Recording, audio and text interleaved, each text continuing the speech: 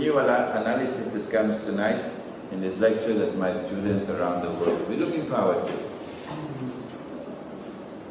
Something strange happened when the Egyptian armed forces deposed Morsi, the coup d'etat. And we thought, well, maybe the Zionists have lost one here because they wanted these Islamic governments. The United States, Britain and Europe are all very angry with the armed forces. They say, no, this is not democracy. Morsi must be released. He's under house arrest, I think.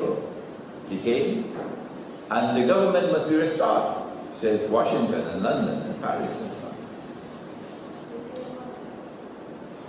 But the Egyptian armed forces is not listening to them. No. Then Washington said, we're going to cut off the aid. Because Washington has been giving Egypt a lot of aid.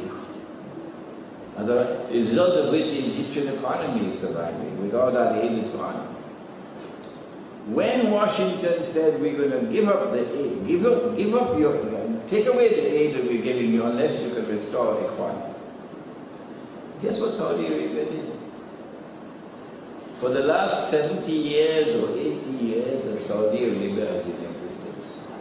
Saudi Arabia has been a very meek follower, camp follower of Uncle Sam. Like the American kingdom of Saudi Arabia. Yeah. Never stepping out of line. Always following Uncle Sam. Ikhwan and Saudi Arabia were very friendly with each other for many, many years. And when Ikhwan took power in Egypt, the Saudis were bankrolling Ikhwan, providing them with funds, providing them with support. And Ikhwan turned to Saudi Arabia for religious inspiration. Saudi Arabia now does something strange. Immediately the Egyptian armed forces took over the country, the Saudis dumped Ikhwan.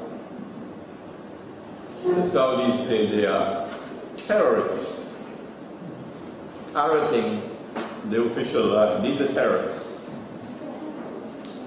And the Saudis respond with support for the Egyptian armed forces. And then with a slap on the face of Washington that is still stinging Washington, the Saudi says, if you take away the aid, we will give that back to you and we'll give you more. The Arabs will give you more than the Washington will take away from you. This is not characteristic Saudi behavior.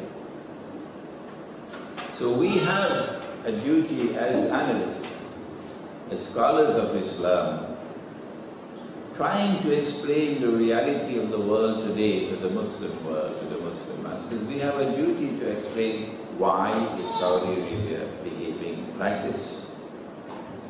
The answer is, the Saudis knew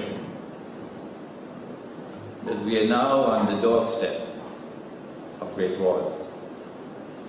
The Saudis knew that the attack on Syria is coming. In fact, I thought we were going to come yesterday.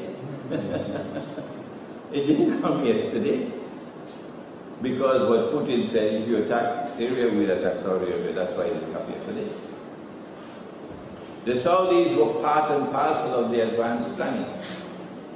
That the attack on Syria is coming. A NATO attack on Syria. And the Saudis did not want that when that attack takes place, that the Egyptian armed forces should come to the support of Syria. So Saudi Arabia, I hope the Egyptians are listening to me. Saudi Arabia has been trying to buy. Is Egypt up for sale? I hope you heard my question. Is Egypt up for sale? If the Saudis buy you? I don't think that Egypt is up for sale. And I don't think that the Egyptian armed forces will turn a deaf ear to the Egyptian people. when the attack on Syria takes place and the Egyptian people say no, we will come to support our Syrian brothers.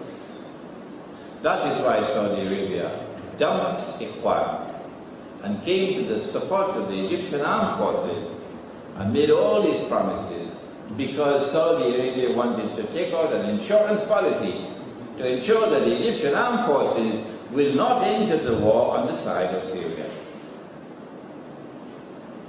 But there's a second reason as well. But we don't have the time tonight. We don't have the time to give you the second reason. It's going to take too much time. It concerns monetary economics. The Saudis have the United States in the palm of their hand like this.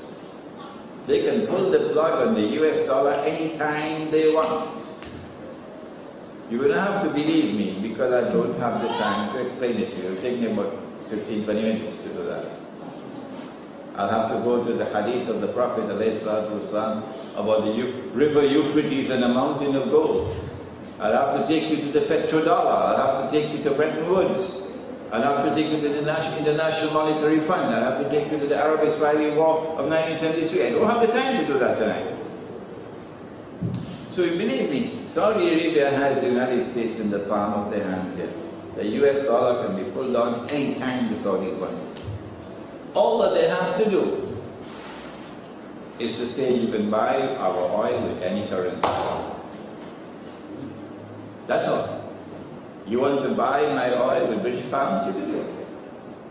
You want to buy the oil with US dollars, you can do it. You want to buy the oil with French francs, you can do it. With any currency. At this time, the law is that you must buy with USD. And that is what is keeping the US dollars, USD alive. Because Saudi Arabia slapped the United States and slapped the Western world so powerfully with that statement to the Egyptian armed forces, they've sent a message. I don't like to use this word, but it has to be used. This is blackmail. If the US dollar collapses, the US economy will collapse. And there will be riots in the United States, and Obama knows that. People are going to be killed in the United States. There's going to be civil war in the United States if the US dollar collapses. And the Saudis can cause it to collapse anytime they want. So this is called blackmail. Saudi Arabia is acting on behalf of Israel. Saudi Arabia is Israel's most strategic ally at this time. This will astonish our people who don't know the facts of what's happening in the world. The stage is now set for the United States to begin dancing to the Saudi drum beats. Otherwise the US dollar will be destroyed. How long will this last? Will patriotic Americans stand up and say no? If we have to turn to another currency, let's do it. But we're not going to be held hostage by those who want to threaten the US dollar.